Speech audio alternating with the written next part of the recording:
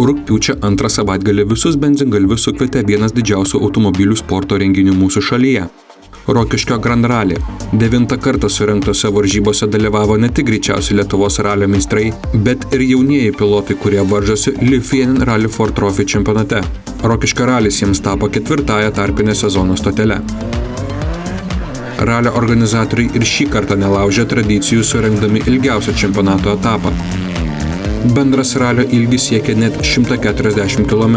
Viskas prasidėjo penktadienio popietę. Pirmą dieną dalyviams teko įveikti 5 greičio ruožus, arba trečdalį visos numatytos distancijos. Penktadienį išryškėjo 2 favoritai kovoje dėl etapo pergalės. Į lyderio poziciją buvo išsiveržęs Klaudas Bučinskas. Vyriausias čempionato dalyvis laimėjo 3 greičio ruožus ir turėjo susikrovęs jų 5 sekundžių persvarą prieš antroje vietoje važiavusi Marką Buteikį. Tai Klaudai pirmauja, 5 sekundžių persvarą. Iš kur radai tas 5 sekundės trečiam greičio ruože? Tai manau visi žiūrėjo tą pajarį on boardą, kur ten kaip galim paravažiuoti, tai pavyko rasti dar, kur galim šiek tiek dadėti. Tai va, ten gal ir buvo tas minimalės, bet šiaip iš esmės tai tiesiog labai komfortiškai jaučiuosi ir labai pasitikiu automobiliu su šitais nustatymais ir tiesiog važiuojame, mėgaujamės, tai iš visko, iš tų smulkių detalių ir susideda tos sekundės turbūt mažos. Tempas tikrai pakankamai patinka man.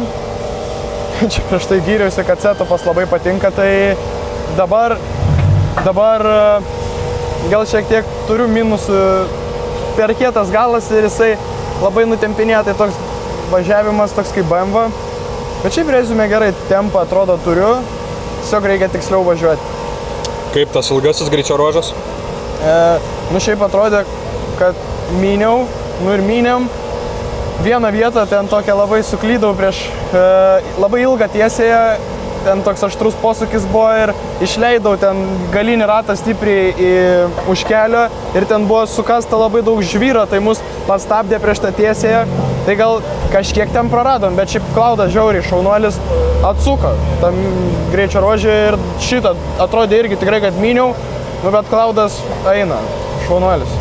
Tuo tarpu iki šio etapo čempionate pirmavusiam Irmantui Buivydui ir toliau nepavyko rasti bendros kalbos su jo Ford Fiesta Rally 4 automobiliu. Po pirmosios dienos Kelmiškį nuo lyderio skyrė 20 sekundžių. Esu laimingas, kai pravažiavom, nes tikrai jutau, kad gerai važiuojam ir gerą tempą palaikom. Pirmus 2 greičio ruožus važiavau su įjungtu tekšinu, o trečiam pasibandžiau išjungti. Tai pagal rezultatą, kaip matau, geriau be, nors iš tikrųjų su M-Sport inžinieriais bendravom, sakė, kad geriau važiuoti su. Tai nežinau, kaip čia gaunasi, bet manau, kad dabar jau važiuosiu visada be traction. Nesisekė ir neseniai 18 gimtadienį atšventusiam Arui Kvedrai, kuris niekaip negalėjo rasti savęs. Galiausiai jauniausias čempionato dalyvis padarė klaidą, kuri jam kainavo virš 20 sekundžių. Visą dieną taip be ritmo važiavau, tikrai atrodo, kad net ne rally esu, kažkur kosmose, gražiai sakant. Ir atsitiko tai, kad pirmas toks dopelis, kur atrodo, kad įsivažiuojam, pagaliau jau net šypsena atsiranda. Baigės. Gal ralis ir nesibaigė, bet baigėsi tikrai ne taip, kaip tikėjausi. Tikriausiai per greit įlėkiau. Pirmu kartu atrodė žymiai, neatrodė taip baisiai, kai praėjau. Antru kartu ar vėžė atsivėrė ir tada, subinė pabėgo mašinos ir tada jau kažkas arba nežinau. O priekį pamečiau tai ant tramplyno, nereikėjo gal tiek ir spaudus.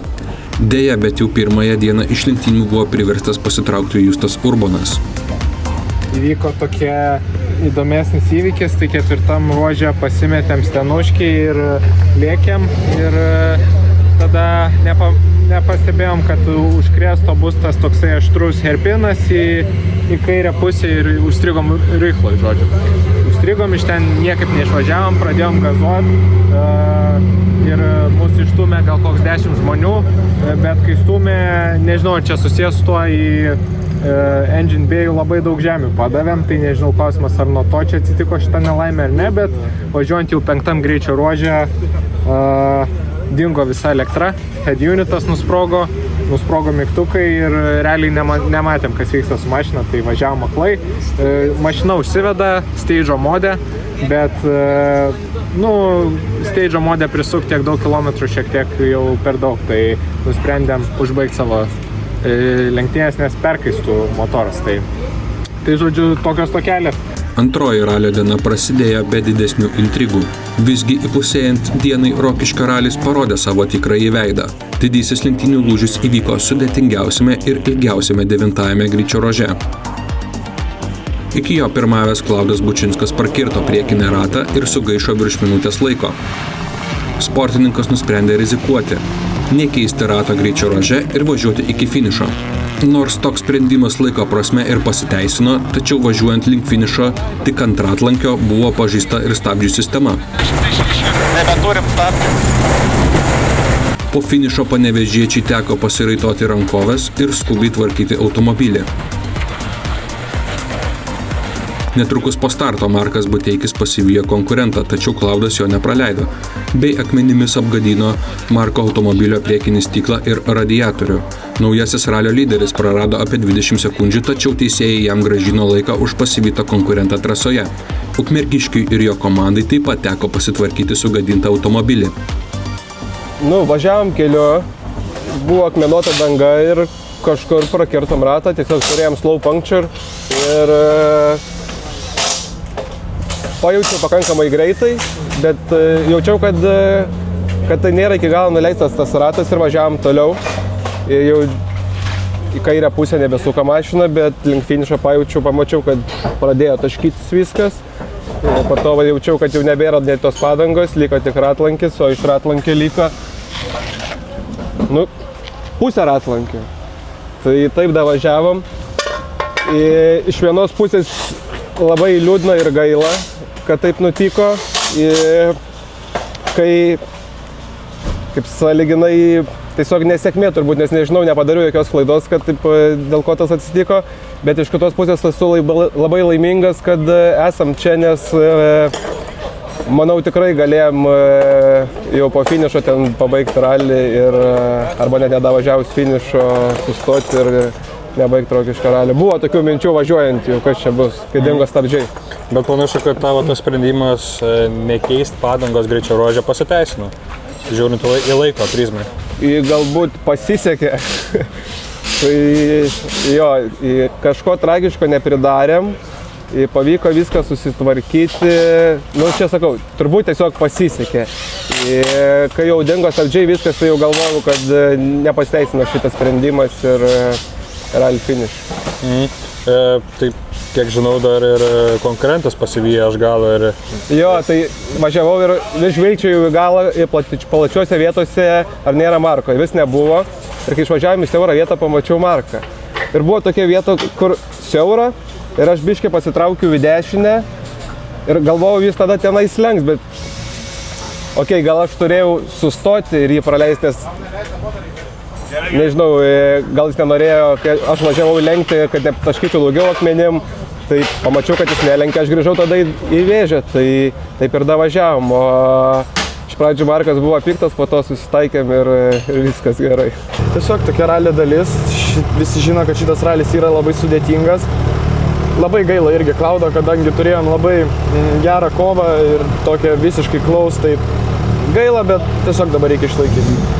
Įpusėjant šeštadienį motyvacijos greitėti atrado Aras Kvedaras, kuris 10-ame greičio ruože galiausiai apsikeitė 3 vietos poziciją su iki tol ją laikusiu Irmantu Buivydu. 9, kai pravažiavau, pamačiau gigantiškas vėžes, galvoju, dabar nelabai ir ko yra prarasti ir dar vėžes tokias mano, kaip ir mano toks power up, galiu pasinaudoti. Tai va pasibandžiau ir dabar grįžau į ritmą. Likus 4 greičio ruožams iki finišo situacija jau nesikeitė. Markas Buteikis kartu su šturmanu Titu Čepkausku pelnė 3-ąją sezono pergalę. Dabar galima atsitūsti truputį. Toks dar nėra labai kažkaip nuotaikos stiprios. Labai gal varginanti ir ilga diena buvo, tokia iškankino savo visą dienotvarkę, bet kaip Markas paminėjo, tai yra tokia sporto šaka, mes taip lenktyniavom ir kartais kitaip, bet šiandien mes esam pirmoje vietoje ir džiaugiamės, kad ta pergalė tokia yra. tai super. Daugiau nei pusę ralio pirmavęs Klaudas Bučinskas liko antras. Jis nuo nugalėtojo atsiliko 54 sekundėmis. Vadinau šitą ralį sunkiu, bet nežinau kodėl. Tai šiandien supratau, kodėl šitas ralis sunkus, patyriau tai. Laimėjai daugiausiai greičio ruožų panašu, bet paradoksas likai antras. Tai Būna taip, tai atsitiko nesėkmė. Nepavyko laimėti ralio, bet turėjom gerą tempą, džiaugiamės. Tai tiek, ačiū visiems už palaikymą ir ačiū komandai, kad galėjom po šitų dalykų startuoti ir vėl mėgautis automobiliu kaip niekur.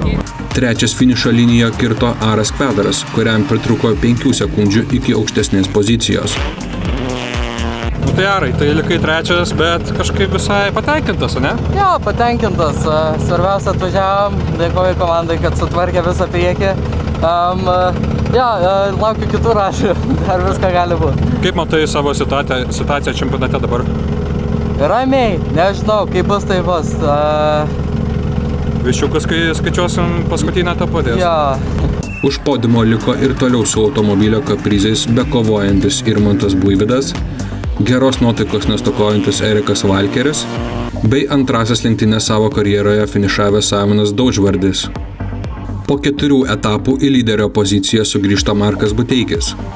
Irmantas Buivydas smuktelėjo į antrą vietą, daugiausiai greičio ruožų Rokiškyje laimėjęs Klaudas Bučinskas apsikeitė pozicijomis su Aru Kvedaru. Justas Urbanas ir Erikas Valkeris turi surinkę po lygiai taškų, o pirmuosius čempionato taškus pelnė Simonas Daužvardis. Įtampa tik auga kovoje dėl istorinio prizo. Liko vos 2 etapai, po kurių paaiškės, kuris jaunasis ralio talentas laimės 80 000 eurų stipendiją, kuri atvers galimybę startuoti kitų metų Europos čempionate. Prieš paskutinis Lufien Rally Ford Trophy čempionato mūšis vyks rugsėjo 5-6 dienomis Elektrėnuose.